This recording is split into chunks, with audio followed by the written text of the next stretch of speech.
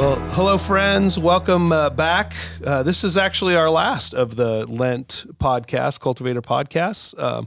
We have enjoyed listening to each other and just laughing with each other and having a good time. Our hope is that it's been meaningful for you as well.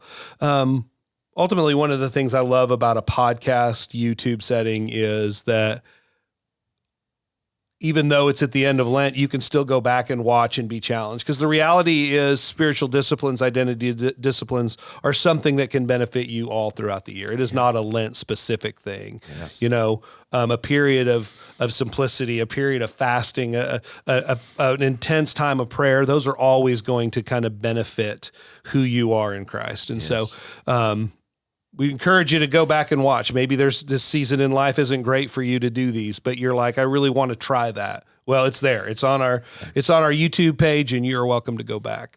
I'm really intrigued by today, how this is going to go, because today we're talking about worship and celebration. And I spent a big chunk of my time in ministry as a worship leader. And I think one of my biggest criticisms of the church was that worship was the 30 minutes that led up to, in my tradition, communion, which then led into the sermon. And, and I think worship is so much more full than that. We've turned worship into a genre. We've turned worship into a style, a music thing. And I think that very much cheapens what worship truly is. And so I guess maybe that's a good jumping off point. Taking the Bethel and Hillsong and all of those worship churches aside, when the word worship is thrown out, what comes to your mind? What do you think? Wait a minute, worship leader, you go first. Well, I know I'm asking the question. I know, but I want to hear. Okay. I've been sitting here waiting for you to tell me. Well, that's yeah. To me, it is the heart of the word. Which the primary word in the Greek is proskuneo. The heart of that word is the word kuneo, to kiss, which is just a showing of affection. Our word worship comes from the word worthship, assigning worth to someone. Yes. And I will tell you, there are songs that I very easily assign worth to Jesus in. It's very easy for me to pour out my heart in those songs. So I'm not at all discounting the role of creative arts and music in that. But I think you can also assign worth to Jesus in serving my neighbor and some of these other things that can be acts of worship. Mm-hmm. Romans 12:1, right? Mm-hmm. This is your spiritual act of worship. Mm-hmm. Yeah, I love that image. That's the one to kiss. I love that image. Makes me think of when Jesus was at a meal, and I don't have all the details, but I think she's a prostitute. Anyway, she comes in and breaks the alabaster jar. In and of itself, the jar was incredibly expensive, and she pours that perfume all over his face and wipes with her hair. Just an unbelievable. There's so many dimensions of what that generosity. Means. Yeah. Service. Yeah, but the expression of affection was, over the top there, and that right there was no band. There wasn't any singing. But that was an incredible act of worship. Yeah, there. I think with that is when you think. The idea of worship, and for me, it's attention. Where am I putting my attention? And then even deeper, my adoration. And so there's this attention, adoration, and affection that I feel like goes into that. And here's the thing: it is Jesus, but I look because that gets shifted throughout to different things in my life if I allow it to, right? And so for me, is there a space or a time where my attention and my affection and all those things are pointed towards Jesus, and it doesn't have to be music or songs. There can be it can be like we talked about silence, all those things. Right. But man, I think this idea of worship for me, I'm looking at probably the most, when we get together in corporate worship, I'm probably the most demonstrative. Yes. And all that, which I love and it's about, but I think sometimes, and I've seen in the churches where I've struggled a bit, is I feel like this idea of whatever we've created worship is almost an idol. Yeah. In a weird way. Yeah. That like if it's not like this, and if it doesn't have this sound or vibe or mute, whatever else, then it's not it. And then there's almost like it has to be this certain thing for it to actually be worship. Right. And people can't worship unless that thing is there. Is there. Yeah. Exactly. Yeah. And it makes me really sad that that's what's been created within this worship culture. Yeah. Well, get this. Now, this wrecked me. I got to Eugene Peterson. I was reading one of his books, and I came across, he made this statement: the greatest act of worship is obedience. That wrecked me. I'm not sure I've cleaned up the scene yet. I mean, it just, it expanded my brain and it hurt my mind, to think about the greatest act. First of all, I have great respect for Eugene Peterson, but for that, to think about that, the greatest. So even, am I obeying when I sing? Am I giving obedience when I do this or that? The greatest act of worship is obedience. Well, and I think one of the things that quote does is it takes it out of the emotional part. But I also think that there is a place I do for too. emotion in worship. Yeah, I mean, I do too. absolutely. I don't want to discount music and the value of that. Well, affection Yeah. brings emotion or is emotion. I don't know which, but yeah. And I think there's something powerful about music in worship as well, because I mean, you think about music, even if it's not worship, like there's certain songs that you listen to and it just moves you, right? And so I think there is something with it. And I'll be like, there's parts of me, I wasn't ever a worship leader. I wish I was. The Lord didn't give me the gift of singing. And all my girls will laugh at me like, Dad, you need to quiet yourself down a little bit. But like, there is something about corporately coming together and singing songs together that is very, very powerful to me. yes.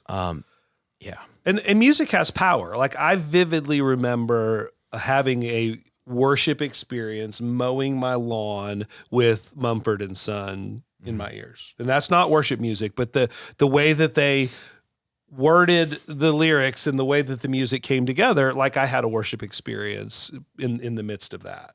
So speaking of that, have you heard their new album? I have heard some of it. It's really good. Excited. It's really good. Sorry. They're coming to the Metroplex. I know. Okay. We're getting Yeah. Anyway, today's podcast is brought to you by Mumford and Son's new album. Please no, I'm just kidding. But the other part that is in this that I honestly think even in the heavy worship music movement, there is a lack of celebration. I mean, I think that there's a getting together and singing songs and being demonstrative and all the things and tears and all that. But, I just think that one of the things that I think the institution lacks a lot is the notion of celebration. Yes. And I know this podcast will air later than what happened this weekend, but like we had an event this weekend and you did a marriage thing. And I think there's stuff that needs to be celebrated out of that. So I just invite you to kind of share based on that weekend experience, kind of what is worthy of celebration that kind of came out of this marriage weekend that we had. Man, I think a lot of it was, there was a place to celebrate marriage was one. Like, hey, and for a lot of people, like we work and we're putting in the work to be married. But then there was just a celebration of togetherness, and it's honestly a celebration of like sex, which is great. I mean, there was all these things that like there wasn't a lot of for a lot of people. There's not space to talk about sex. There's not even to talk about conflict and how do you deal with that. And so, man, there was so much to celebrate where there was a group of these couples getting together and saying, hey, we're going to be really intentional just for a few hours that we're going to make sure each other that we're seeing each other, that we're celebrating each other. And I feel like the whole weekend was about, man, celebrating these couples. And I think that was what was really cool and special is that, man, this is something worth celebrating. Yeah. Is marriage and couples that are just putting in the work.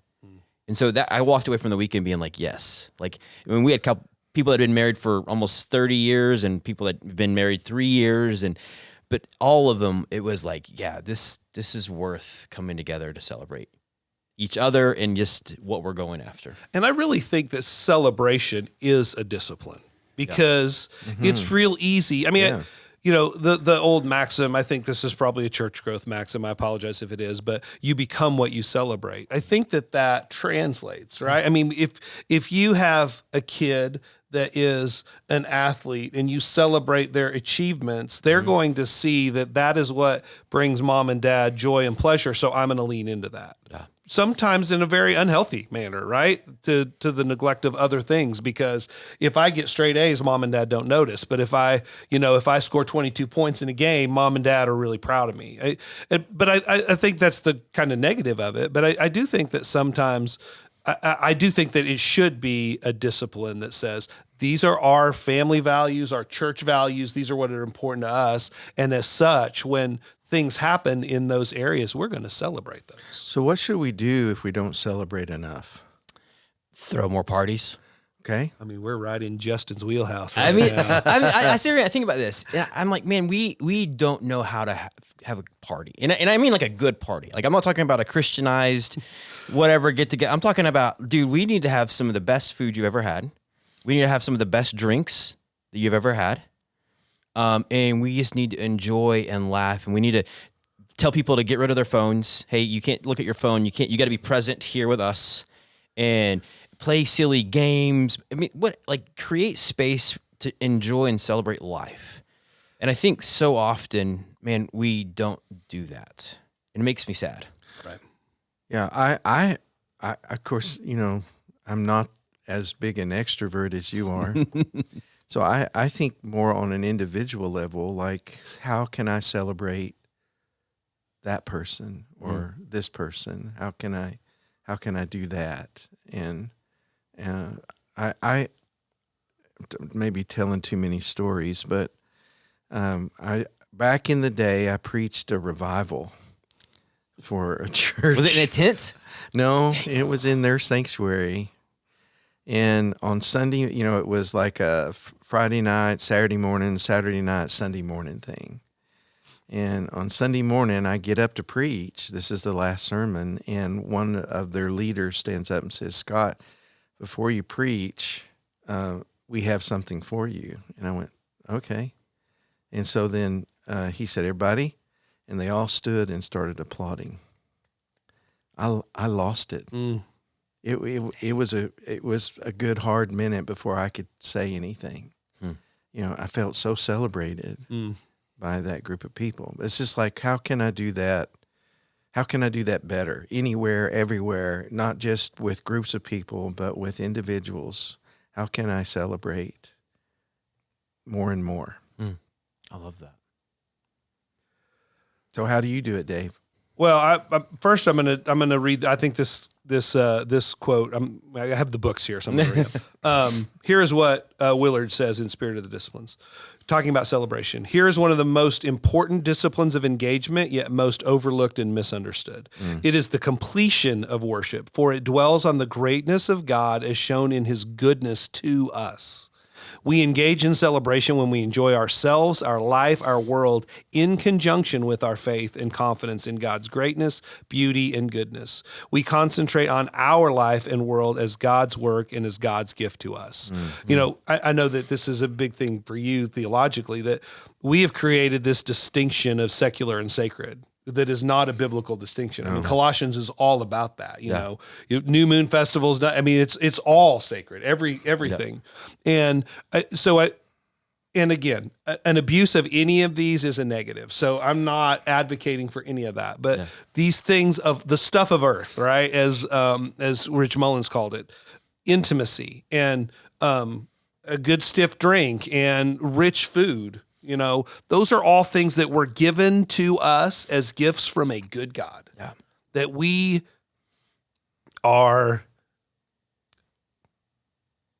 heavy term, I don't know that I mean this, we are blaspheming God when we don't participate in some of those, because He created these good things for us to enjoy. Yeah. And for us to say, no, those are bad things, we don't sell. I mean, I just think that we're off track when we do that. Yeah. Yeah. Yeah. Very good. I mean, because here is the reality. There is so much to celebrate, even in the midst of the darkness of this world, the darkness of war, the darkness of political divide, the darkness of church things. There is so much to celebrate. And we should be people that celebrate as well as anybody. Well, where were Paul and Silas when they were singing? Right? Yeah. In In prison. jail, Yeah. Yeah. Celebrating. Why is it? Sorry, why is it? Do you think we do such a poor job of celebrating as group, as communally and individually, all the things? Why do y'all think we do such a poor job of that? Well, the first place I go, I don't know if this is correct, but the first place I go is that we don't image God correctly. He's pretty angry, or he's pretty stingy. Sees you when you're sleeping, knows when you're awake. Yeah, very much. He's kind of always disappointed, kind of always is frustrated. And I know we talk about it, and we kind of, that sort of thing. But I think deep down, that image probably operates within more of us than we realize, and we're not aware of it. It's, it's so the result of that is how you see God is how you're going to live. I had a friend in Martha's Vineyard when I was there, and he's a bit of a rascal. I mean, he really was, but I loved him. And his wife had this phrase that he said, "Tommy, God is looking down at you right now and shaking his head." And it's a joke and it's funny, but I think that is a reality for so many believers, myself included sometimes. That we just, again, I'm not trying to hammer this word, but I don't think we have a clue what his love really is like for us. Yeah.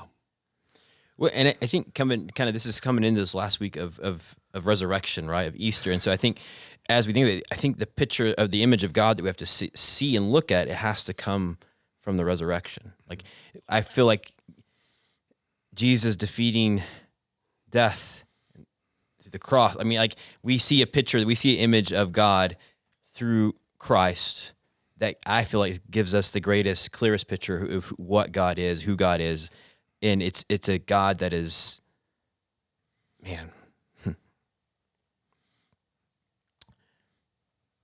better, beautiful, and funner, and I mean, I can't. There's just so many words you can't. But it's greater than we can even comprehend or say. If you really meditate on the resurrection. Well, I am convinced that as a church, we are much more Good Friday Christians than we are Easter Sunday Christians. We want to talk about atonement theories, and we want to talk about sacrifice, and we want to talk about death, and we want to talk about the gruesomeness of it. That we never get to Easter. We never get to the glory and beauty and joy of resurrection. Yeah, y'all are making me. I have a book in my library that was written by a guy by the name of Tony Campolo. I don't know if y'all know who he is, but and y'all may not know who he is, and that it's really not. But a great Christian, was an incredible person, impacted Christianity before 2000. Yeah, but he wrote a book, and it was it was a landslide thing. It was called "The Kingdom of God is a Party." And y'all are making me want to go get that book and read it again. See, I never read that one of his. I read a couple others. Yeah. Okay. Yeah. So I think today, as we think about worship and celebration, I think that is this idea that the kingdom of God is a party. And I love that.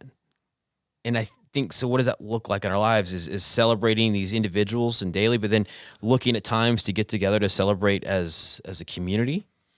And then even in times of worship, seeing this is a time to celebrate. And then in times of worship, of it being corporately or even personally, what does it look like to give our attention and adoration and affection to Jesus? And I feel like that lends itself to kind of what it lends itself into celebration. Like worship kind of is the precursor, I feel like, into this place of truly seeing and celebrating life. Every good and perfect gift comes from the Father. Yes. Yeah. So that stiff drink around your fireplace, that is a good gift that comes from the Father. Yeah. The rich meal that you sit across the table from people that you love, and you laugh and you maybe tell a couple of jokes that aren't appropriate, but they're still that is a gift from our good Father. Yeah. The hot water you had for your shower, the fact that your car started when you went to go somewhere, just on and on. It's unending. It's an ocean of goodness. And we don't see it. We take it for granted. Maybe the discipline is beginning to take notice of these things and celebrate them. Celebrate Him who gives them. So, yeah. And I think with that is like, what does this look like as we're looking at these as disciplines, right? A discipline of worship and a discipline of celebration. And I think, right, is taking notice of what we have. Yeah. Well, I mean, okay, we're talking about celebration and worship. Why not discipline, set aside a time and become disciplined once a day, or you could say once a week, not Sunday morning, but on your own, in your own way of making it happen. But you become disciplined about that. It's not like, oh, this is a one-off thing that I'm going to do. No, how about we make it a rule of life for a while? That this is what I'm going to lean into this, and I'm going to make it happen regularly and consistently. I like that. Yeah. I like that. Just dream a little bit. Like if you did that, if you really legitimately leaned into that and did that, let's say that you decided to do it for 3 months. Let's just say 3 months. What kind of person do you think you might be at the end of 3 months that you're not now?